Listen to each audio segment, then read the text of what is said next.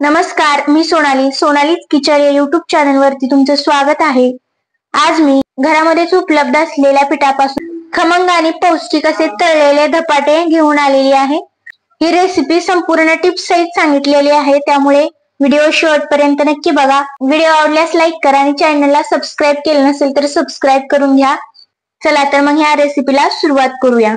त्यासाठी मी कोथिंबीर घेतलेली आहे, 10 ते 12 लसणाच्या पाकळ्या घेतलेल्या आहेत। तीळ मी असे नीट करून पांढरे तीळ असे घरचेच घेतलेले आहेत। त्यानंतर हिरव्या मिरच्या घेतलेल्या आहेत आणि 1 चमचा जिरे आणि 1 चमचा ओवा घेतलेला आहे। जिरे आणि ओव्यामुळे त्याची चव खूप छान लागते। तीळ मी बाजूला काढून घेतलेले आहेत। आता या सर्वांचं मिक्सरच्या भांड्यामध्ये घालून पाणी न घालता याचं बारीक वाटण तयार करून घ्यायचं आहे। मिरची तुम्ही तुमच्या आवडीनुसार कमी जास्त करू शकता। असं मी पाणी न घालता याचं वाटण तयार करून घेतलेलं आहे। 1 वाटी गव्हाचं पीठ घ्यायचं आहे आणि 2 वाटी ज्वारीचं पीठ घ्यायचं आहे आणि 1 वाटी बेसनचं पीठ घेतलेलं आहे, ते घालायचं आहे।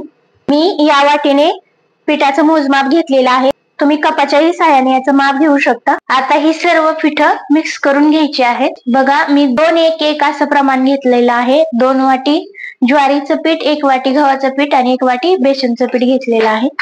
व्यवस्थित हे मिक्स करून घ्यायचं आहे। हे पीठ मिक्स झालेले आहेत, त्यामध्ये आता आपण हे तयार केलेलं वाटण घालून घ्यायचं आहे। चुटकीभर हिंग घालायचं आहे, पांढरे तीळ घालायचे आहेत, चवीनुसार मीठ घालायचं आहे। मी इथे 1.5 चमचा मीठ घातलेला आहे। त्यानंतर यामध्ये मसाले घालून घ्यायचे आहेत। मसाल्यामध्ये मी अर्धा चमचा हळद घातलेली आहे, अर्धा चमचा लाल मिर्च पावडर घातलेली आहे। तिखट तुम्ही तुमच्या आवडीनुसार कमी जास्त करू शकता। त्यानंतर 1 चमचा धने पावडर घातलेली आहे। हे हाताच्या सहाय्याने मिक्स करून घ्यायचं आहे। मिक्स झालेला आहे। आता यामध्ये थोडं पाणी घालून याचा घट्टसर असा गोळा तयार करून घ्यायचा आहे। थोडं पाणी घालून मी घट्टसर असा गोळा तयार करून घेते।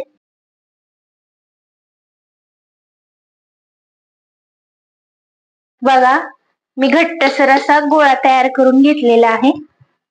ह्याला 5 मिनिटं असंच बाजूला ठेवायचं आहे भिजण्यासाठी। 5 मिनिटं झालेली आहेत। आता हा गोळा एका साईडला सारून घ्यायचा आहे आणि यामध्ये मी गव्हाचं पीठ चाळून घेते। याचे छोटे चपातीला जेवढे लागतात तेवढे गोळे तयार करून घ्यायचे आहेत। बघा, मी एवढा असा गोळा तयार करून घेतलेला आहे।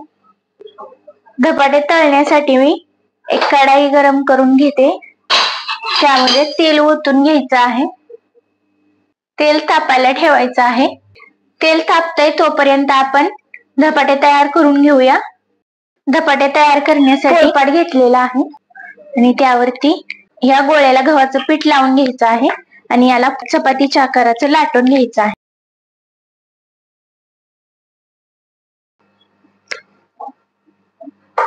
याला मी असं लाटून घेतलेलं आहे। आता एक वाटी घ्यायची आहे, मी आकाराची वाटी घेतलेली आहे, ती यावरती अशी टाकून हे धपाटे काढून घ्यायचे आहेत।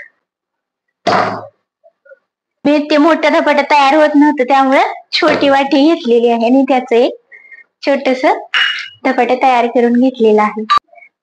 आता उरलेलं पीठ हे काढून घ्यायचं आहे।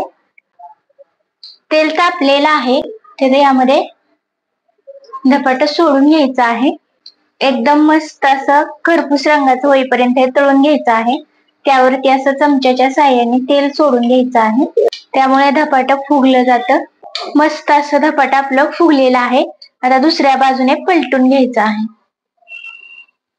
पहा, घरात कोणतीच पूर्वतयारी नसतानाही आपण ही खमंग खुसखुशीत अशी धपाटे तयार करू शकतो। मागच्या बाजूने धपाटा आपलं व्यवस्थित भाजलेला आहे। आता हे काढून घ्यायचं आहे। मस्त खुसखुशीत धपाटे तयार झालेला आहे। आता अशी एक चाळणी घ्यायची आहे, त्यावरती हे धपाटे काढून घ्यायचं आहे, त्यामुळे धपाट्याला जेवढं तेल उरलेलं असेल ते पण त्यामधलं सगळं निघून जाईल। याप्रमाणे मी सर्व धपाटे तयार करून घेते। बघा, अशी सर्व गरमागरम धपाटे आपण तयार करून घेतलेले आहे। प्लेट मध्ये सर्व करून घेऊया। गरम गरम धपाटे दूध, दही किंवा मग कोणत्याही कडधान्याची उसळ याबरोबर ती गरमागरम एन्जॉय करू शकता।